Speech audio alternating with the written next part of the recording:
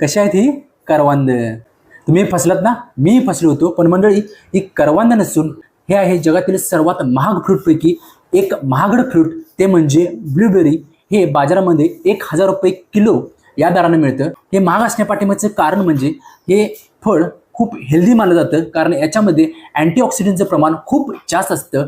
त्यामुळे तुमचा मेंदू तल्लख होतो, तुमचं हृदय निरोगी राहतं आणि तुमची स्किन आहे ती स्किन चांगली राहते. आता आपण बघूया याची टेस्ट कशी आहे.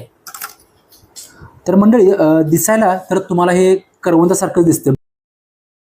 बघूया आता याची टेस्ट कशी आहे.